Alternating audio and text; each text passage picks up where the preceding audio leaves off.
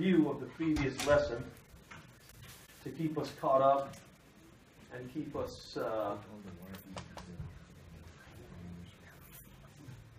current on the information and make sure that we're not forgetting anything, because each lesson will build on the previous lesson, so it makes sense to review. And I think we have some children who were here last week. Let me see a show of hands if you were here last week. The young people, that is. Okay? Good. All right. So what we're going to do is we're going to ask these questions to the young people. We'll direct those to our youngsters. And we're not going to have any blurting out of answers. Is that right? So if you think you know the answer, you should raise your hand. And then if I call on you and your answer is correct, we have what? We have treats, compliments. Oh, wait a minute. Time out. Yes, sir. We have treats. Compliments of a very generous brother from the community who would rather remain anonymous. Okay? Now, I do need assistance for somebody who will be willing to pass these out for me. Okay? Much appreciated. Okay? All right. So, the first question. And the ladies in the back are also, the young ladies in the back are also welcome to participate. All right, so let me stand here.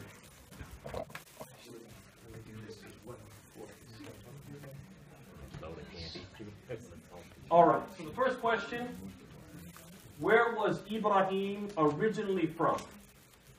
Where was Ibrahim originally from? Any takers? Any takers? Tafadhal, Sheikh. Iraq. Okay, Iraq, good. What was the name of the city?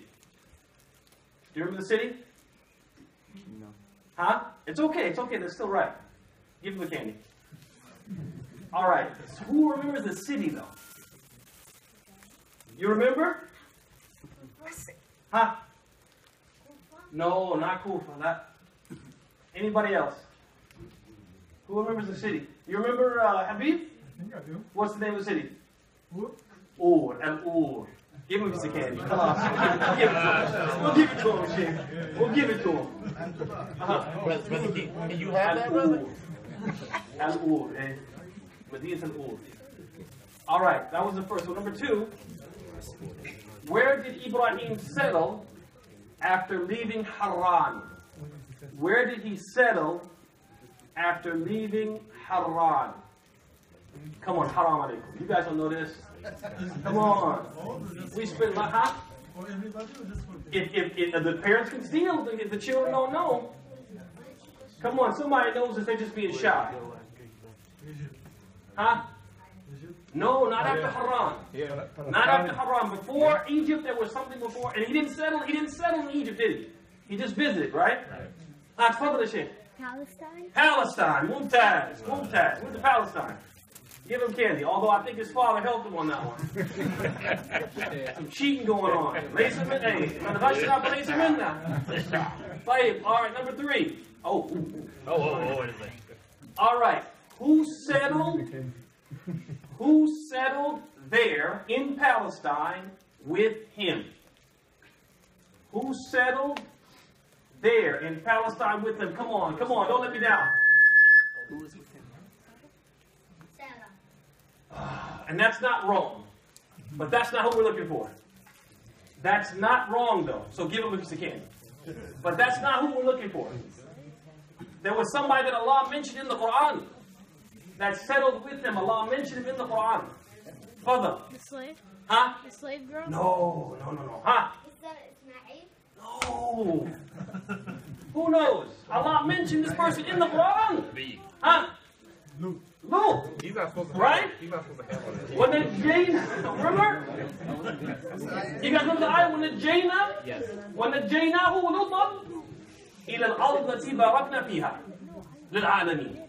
We rescued him and Lot to the land we had blessed for mankind and jinn. Right? Luke. Where's candy? No, I got two.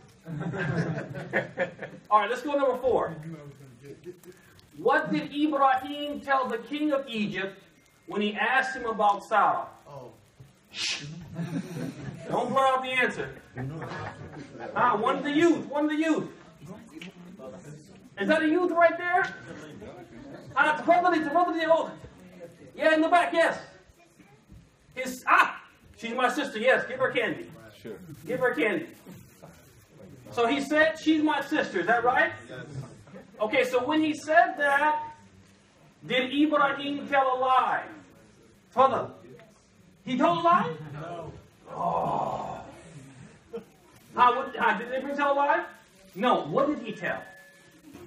What do we call it? What do we call what Ibrahim told? No. Huh? He said the truth. That's not bad. We have a special name for it, though. Special name for it. No. Special name for what Ibrahim told. Wasn't a lie. Double meaning. What is he called? Special name for it. Who knows? Fadl Ahmed. Tawriya. Give him candy. Tawriya. Tawriya. Tawriya basically means you say something which is true but has two interpretations. Yeah, two meanings. The person you're talking to, he thinks you mean one thing, but you mean something else. I'll give you a famous story about Tawriya Ikhwan. Okay? You guys know there was a fitna during the time of Imam Ahmed, the fitna of Khalq al-Quran. You guys know about this, right? And what the authorities used to do is they would go and they would arrest scholars. And they would put them to trial with this statement of saying that the Quran is created. And if they didn't say it, sometimes they would kill them. Sometimes they would jail them. If they had a post, like they were a judge, and they received a stipend from the government, they would be removed from their post. So there was a lot of penalties if they didn't comply. So one of the scholars at that time, he was arrested. And they asked him, they said, what do you say about the Quran? So he said, Suhufi Ibrahim, Suhufi Musa, Al-Tawrah, Wal-Injil, Wal-Quran. هذه الخمسة مخلوقة. Okay? And they left him alone. He said, the Suhuf of Ibrahim, the Suhuf of Musa, the Torah, the Injil, and the Quran, these five are created. And they left him alone. Okay? But when he said these five, they thought he meant what? 5 books. These 5 books. But when he said these 5, what did he mean? He meant these 5 fingers. That's a Tawriya point. Do you guys see that? That's an example of what a Tawriya is. Wait. All right. Number 6. What happened to the king when he tried to touch Sarah? Everybody better know. Yes. Right? Yes. The father Sheikh in the back. His hand was stiff. Uh-huh. His hand was stiff. His hand became stiff. What else happened to him? He had a seizure. He had a seizure. Good. Give them candy. All right. Number 7. This is a little bit hard, but you can do it. How did the king explain what happened to him? How did the king explain it? How did he explain it? What did he say happened? What did he think happened? No takers? All right, I'm going to give it to you in a while. Go ahead. He said that you brought a gin to me. It's not SubhanAllah, that this is from the jinn. Ahsan. Give him candy. You got a Snickers? All right. You got a Snickers? No. He said, "You got Snickers." All right, number 8. We want one of the young sisters to answer this one. What gift did the king give Sarah? What gift did the king give Sarah? Yeah, in the corner, right there. I saw you with your hand up in the corner. Huh? A maid. What was her name? No. The little one right there with the glasses. What was the name of the maid, the servant?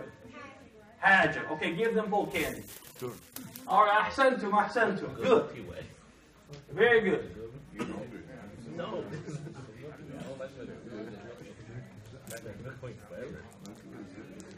All right.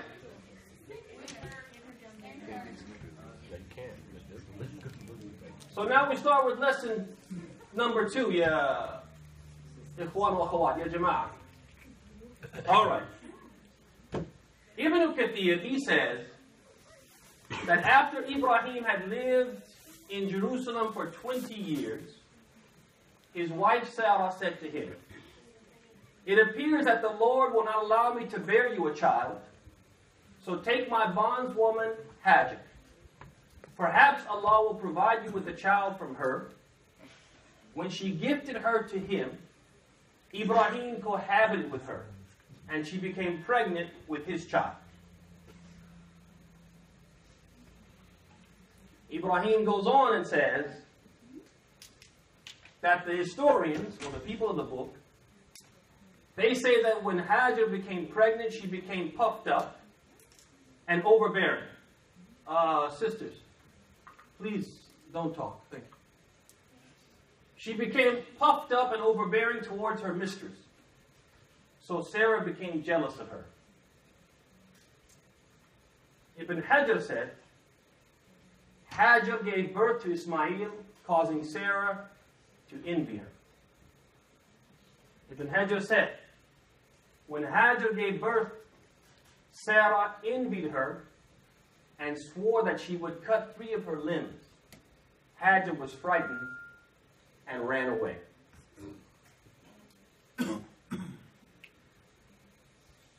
Hajar realized how envious Sarah felt, and that every time she would see her, it would cause her grief, because she was able to do something that she wasn't able to do, and give Ibrahim something she wasn't able to give him. So Sarah, she felt bad. She felt responsible for her suffering. So she wanted to do what? Anything she could to alleviate her suffering. So she would hide herself. She would conceal herself. And if she had to come in a place where Sarah would be, if she went to that place, leaving tracks, she would do what? Sweep those tracks. So her tracks, when Sarah would see the tracks, she wouldn't become what? Angry or sad. But it was no use. All this effort to quiet the anger of Sarah, the jealousy of Sarah, it was of no use. Ibn Hajar said, her jealousy persisted until Hajar and Ismail had to be removed from the home and resettled in Mecca. Okay? Some of the scholars said, when Hajar bore him a child, Sarah envied her, so Allah commanded Ibrahim to take Ismail and his mother to the future site of the city of Mecca, al-Mukarramah. Okay?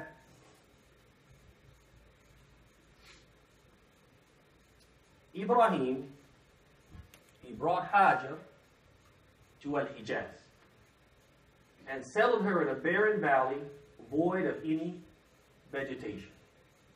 Nothing. And sat her beneath an enormous tree on the very spot from which the well of Zamzam would eventually spring forth.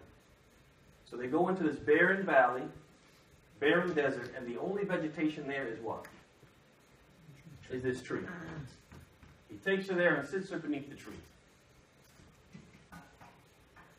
He left Hajar and his son Ismail with a sack containing dates and a water skin. One water skin. Okay? He stood up and walked away, heading toward Palestine, and giving the 2 of them his back. So once he had set them there, was certain of their safety, gave them their provisions, he stood up and what? Walked away. He stood up and walked away because he wanted to? Huh? Because he was what? Commanded. He was ordered to leave the mother of his child and his child in what? In Mecca. Hajar was overcome with disbelief. Like any normal human being, she was a little bit what? She was a little bit taken aback and quite confused. And she stared at Ibrahim as he walked away. And she cried out to him as he walked further and further into the distance. She said, to whom are you entrusting us? إِلَى مَنْ تَكِلْنَا. Has Allah commanded you to do this? Allahu amraka bihada. He said, yes, and kept walking. Whereupon she replied, cheerfully, And the actual words in the Arabic are qarirat ayn, or qarirat al-ayn. She was what? Cheerful, after being what? Depressed, after being despondent. Cheerful because of what? Out of conviction. And she said, Iban idhab. Go then. Surely Allah will not let us perish. If Allah told you to do this, then we're going to be okay. He's going to take care of us. Okay? I want you to think about this for a second. I want you to think about this. Takes her out to a place where there are no what? There are no inhabitants. Nobody lives there. There's no vegetation. What are they going to eat? Leaves him with the provision he has, which is some dates and a water skin. And he does it just because Allah said so. And then leaves. And then she asks him, did Allah tell you to do this? And he says, yes. And she says, that's enough for me. I want you to think about that. And think about what that tells you about her. What that tells you about him. And where we are vis-a-vis that type of what? Trust. That type of faith. That type of commitment to Allah. That just because Allah said, even though if you think about it logically, it doesn't, it doesn't make sense. If you think about it logically. But if Allah said it, it makes sense. It makes sense because He said it. So she says, go then, surely Allah will not let us perish. When Ibrahim had gone far enough away that Hajar could no longer see him, he faced the direction in which the Kaaba would eventually be erected and called upon his Lord, saying, Ibrahim was not a cold-hearted person. And his heart, he left his heart under that tree. He cared, but this was Allah's order. And he had to do as instructed. But to show you that he wasn't heartless, he wasn't just a machine, there was some emotion. When he couldn't be seen anymore, he called upon Allah. And he said, رَبَّنَا إِنِّي أَسْكَنْتُ مِنْ ذُرِّيَّتِي بِوَادٍ غَيْرِ زَرْعٍ عِنْدَ بَيْتِكَ الْمُحَرَّمِ رَبَّنَا لِيُقِيمُوا الصَّلَاةَ فَاجْعَلْ أَفْئِدَةً مِنَ النَّاسِ تَهْوِي إِلَيْهِمْ وَارْزُقْهُمْ مِنَ الثَّمَرَاتِ لَعَلَّهُمْ يَشْكُرُونَ. He said, our Lord, verily I have settled some of my descendants in a barren, uncultivated valley near your sacred house. Our Lord, that they might establish prayer. So cause the hearts of some people to incline toward them, and provide them with fruits, so that they might give thanks. And that's basically the second chapter in the story of this great prophet, Muhammad sallallahu alaihi wasallam. And so we want to look at some of the lessons, as always, that we take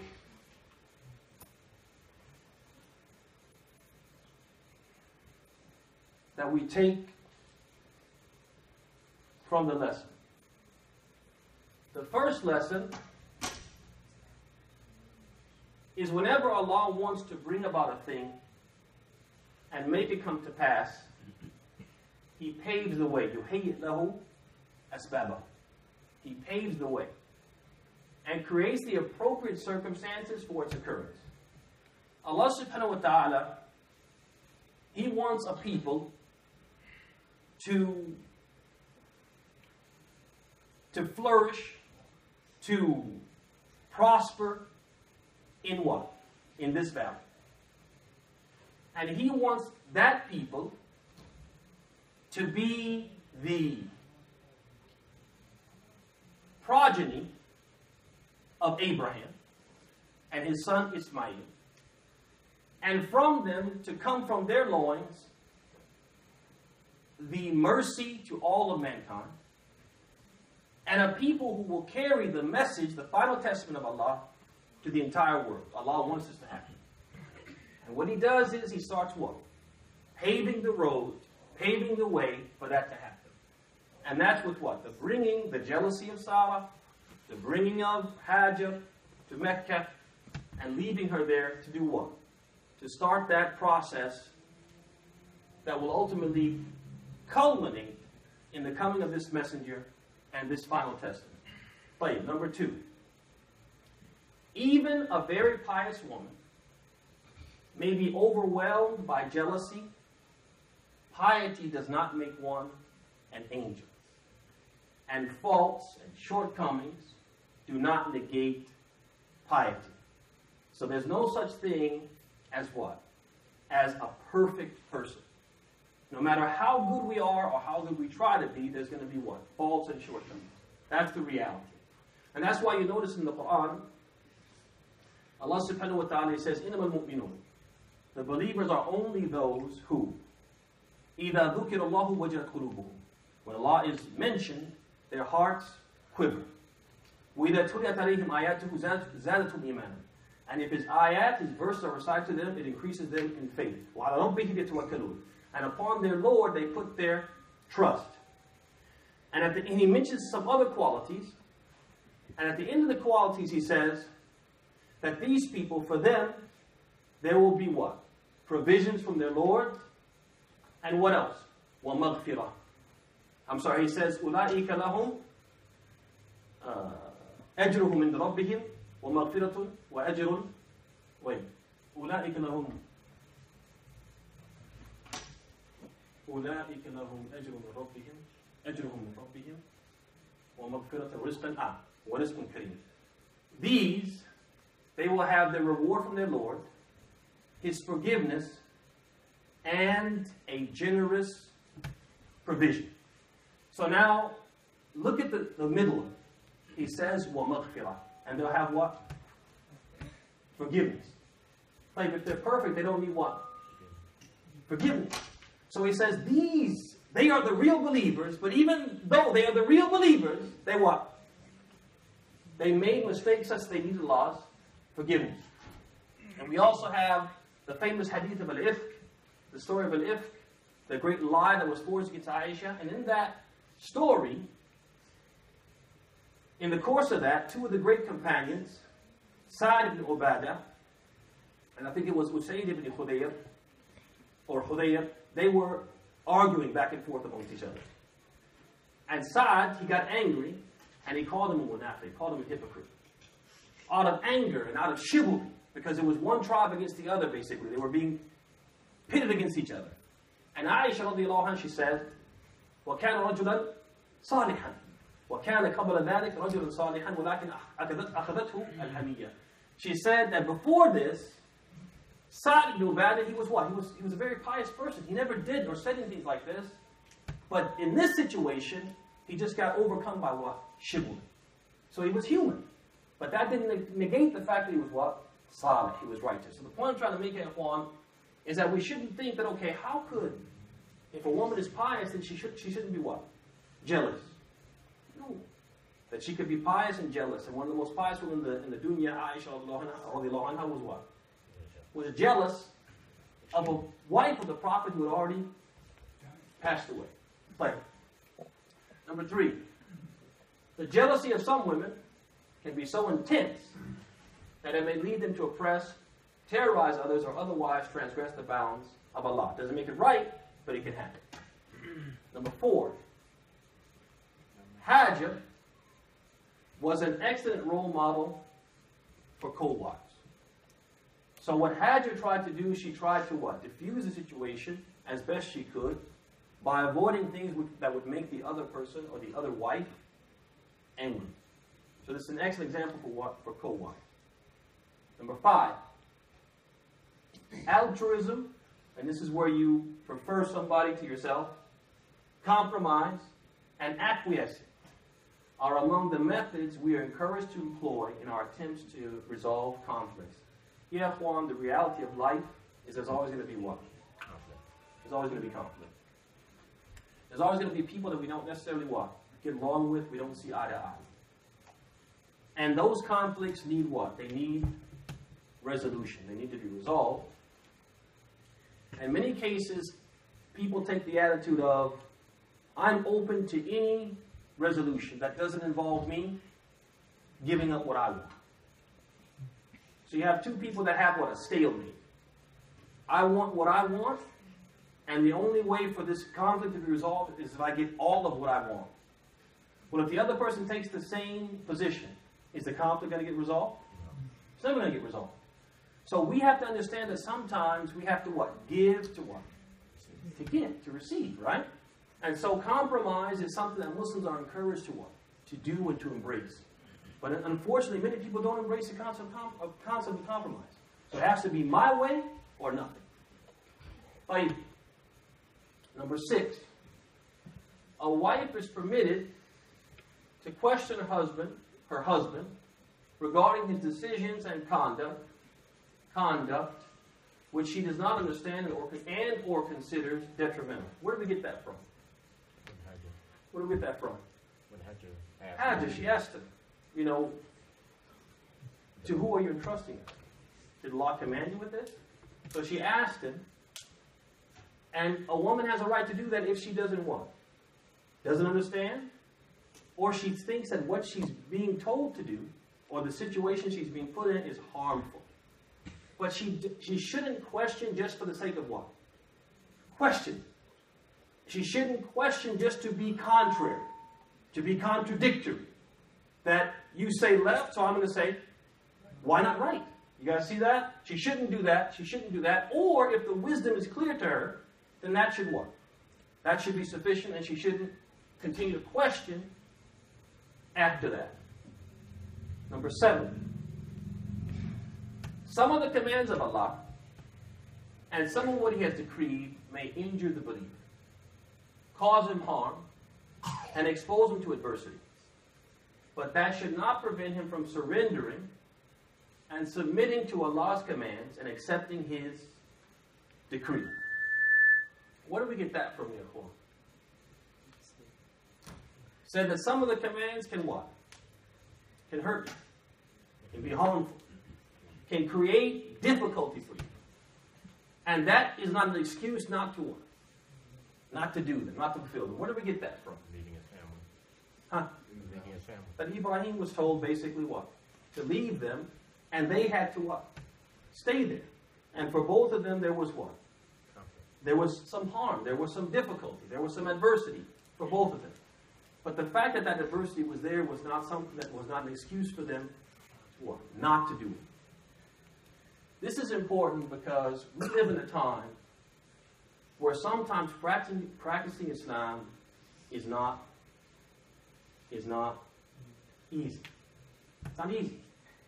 So, for example, a woman wearing hijab nowadays, depending on where she's wearing it, may face lots of what? Hardship in doing that. So, for example, a woman may need to work, and she may go to her workplace and be told that what? You can't wear that. You have to take that off. If you want to work here, you have to what? Take that off. She may go to places to just handle her business and her needs, take care of her needs. She may go to get a driver's license. She may go to the library. She may go to the doctor's office and find people who will laugh, who will ridicule, who will call her names, who will say ISIS, who will say this and say that. And so this makes what? Makes it difficult, especially after one of these incidents happened where the bright light of scrutiny is shined upon the Muslims, like what recently happened in New York and New Jersey. So a woman experiences all this, and her reaction to that in some cases is what? To take it off, right? Just take it off. It just makes life easier, right? Well, we have to understand that life isn't always going to be easy. And that we do have to be tested. And our faith has to be tested. And that if we understand this, that this is part of Islam, part of the deen, then we have to do what? Embrace it. And we also have to know that Allah does not put on our shoulders a burden greater than what we can bear. Okay? So it's important for us to do what? We can't pick and choose the commands. If it's easy, I'll do it. If it's difficult, I'm not going to do it. We can't be like that. Because we notice from our examples from the prophets like Abraham or Ibrahim, is that they faced difficulty far greater than anything we'll ever face. And they what? They embraced it. And they were better for it. Number 8. Another thing this shows us, or this lesson shows us, is the extent of Ibrahim and Hajar's tawakkul, their reliance upon Allah, and the completeness of their trust in Him. And this is the level of trust that every believer must strive to have. That basically,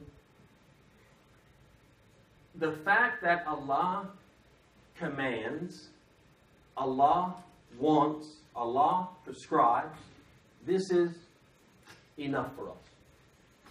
And we may understand it, we may fathom it, we may get the wisdom behind it, we may not. But we don't make our surrendering predicated on understanding the wisdom or seeing why it's like this.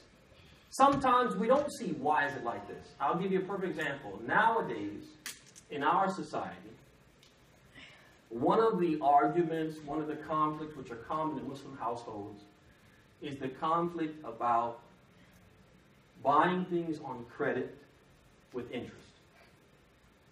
Particularly homes. And you'll have a couple which are arguing about this small apartment or small house that they're renting, and the family continues to what? To grow, and we need a solution. And I don't understand, I can't comprehend why we can't do this. Everybody's doing this. How are we going to survive? How are we going to live? How are we going to keep doing this? And they actually think that doing the haram will be the solution, will solve the problem, will rectify the difficulty. And obeying Allah is somehow what? Making things worse. And they don't see how obeying Allah is going to get them out of the mess that they're in. They can't fathom it. They can't wrap their heads around it. And so they have this, they doubt Allah's decree. They second guess His plan. And they think, we have a better plan. We have a better solution. This is not the way of the prophets. The way of the prophets is to put their trust and reliance in Allah, to do it His way, and know that He will do what? He'll make a way. And I know people who have done this. They've done it. They've tried it. And Allah does what? He makes a way where they can get what they want without interest. It can be done. But sometimes it's what? It's a more difficult road to travel. And we want things the what? The easy way.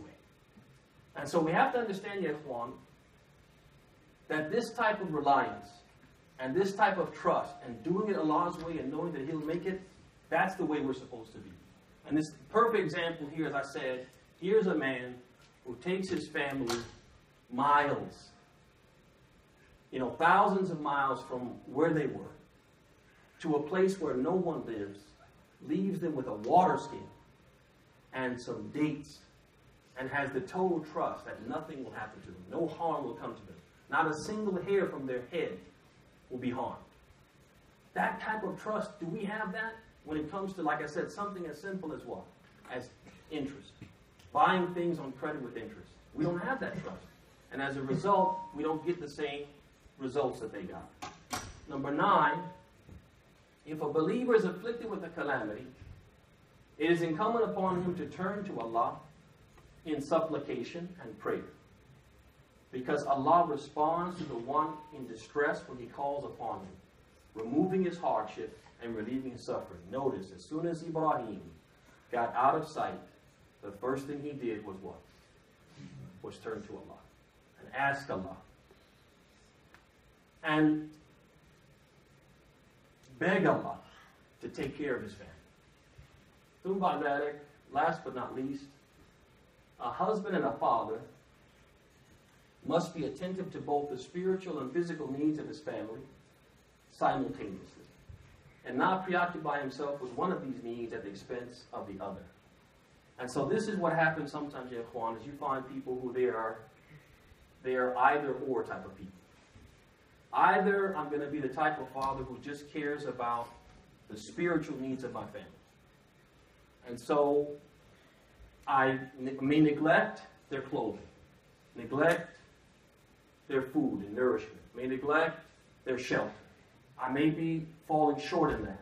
But what really matters is what? Is the deen. I'm teaching them the deen. You have those type of people. And then you have the type of people who their only concern is food, clothing, and shelter. And they don't provide for the spiritual nourishment of their children, the religious education of their children at all. And you find most of the people are what? In this group or that group. Most people are either or. They're either doing this or they're doing what? That. That's what you find. So you find fathers who what?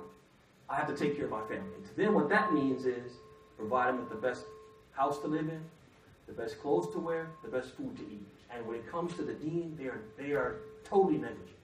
The child knows nothing about deen. Doesn't know about salah, doesn't know about wudu, doesn't know about cleanliness, doesn't know about these things, aqidah, nothing. On the other hand, you have those who what? They are teaching the child night and day. But when it comes to their physical needs, they're neglectful. But what Islam teaches is that a husband and a father has to what? Has to be concerned about his wife's spiritual and her physical needs. His children's physical and spiritual needs. Has to teach his family the deen. And has to provide for their needs. And you see this from Ibrahim, that when he left them, he didn't let them and say, hey, let me teach you guys some important dua, some important adhkar, and after that I'll leave. No, he left them with what? With provisions. He took care of that side of it. But at the same time, he what? He taught them the deen as well. And so that's how we have to be as husbands and fathers. That concludes today's lesson. Any questions? Any questions? Any comments? Any complaints? Any critiques? Going once? Going twice? Nothing. Come on, don't be shy. Don't be shy. All right, let's review then. Really quickly. We have time. All right. So, how long was Ibrahim in Jerusalem after he returned from Egypt? How long was he? No, actually, you asked me your question already. I need another 20 years. Okay, so it was 20 years in Jerusalem. So after 20 years in Jerusalem, what happened? What happened there? After 20 years in Jerusalem, what happened? Something significant happened. Somebody came to him and said something. No takers. Father. His wife Sarah. His wife Sarah came to him. What did she say? Perhaps Hajj can bear children for you since I can have. Yeah, so she said, 20 years we've been trying, haven't been able to have a child. Perhaps my slave girl, my servant can bear you a child. Okay? All right. ثم بعد ذلك Hajar bears them a child. Then what happens? What happens next? Father. Father. No, Father. His wife Sarah gets jealous. Sarah got jealous. Okay? She got jealous. And this created some tension in the home. Created some tension in the home. But this was part of Allah's plan, ultimately. So the tension in the home causes what? What does that result in? What has to happen? Huh? Okay, she got jealous. This creates tension. Then what happened after that? Huh, Father?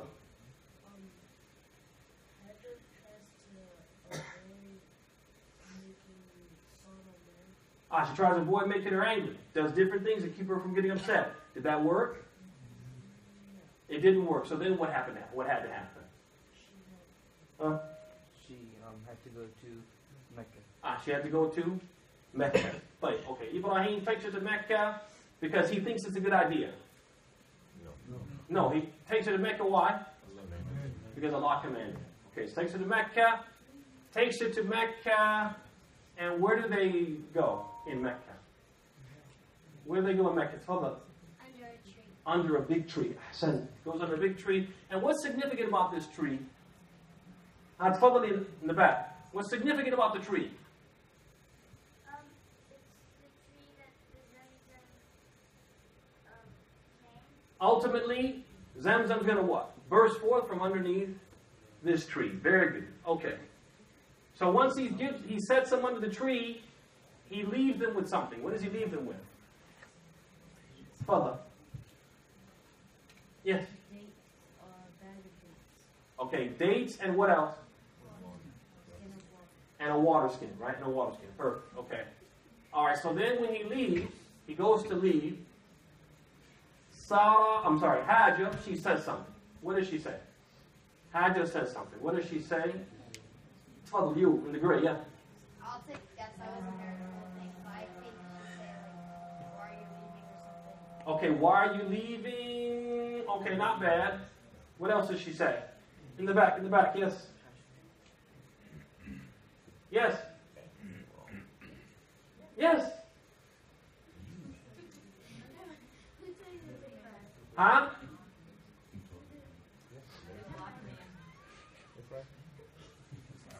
Who? Hold on. Whose trust did you put us in? Good. To whom are you entrusting us? And did Allah tell you to do this? Good. Did Allah tell you to do this? Perfect. Okay. Did Allah tell you to do this? All right. And then he answers what? Brother. Yes. Mumtaz. He answers yes. And then what does she say? What does she say? What does she say? Father. Yeah, go ahead. Go ahead, that's it? Allah's not going to let us perish, right? Nothing bad can happen to us. There's no, listen, only good can come from obeying Allah. If Allah told you to do this, only good's going to come from this. And the greatest good came from it. Who? Muhammad sallallahu alaihi wasallam. The greatest good came from this. Okay? So this is basic synopsis. No question.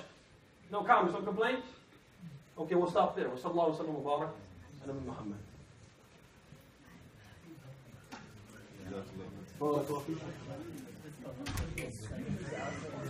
Allah is a kid.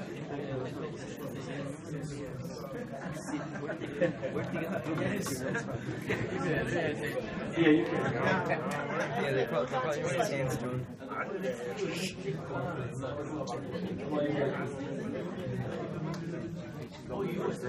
Squeaky voice.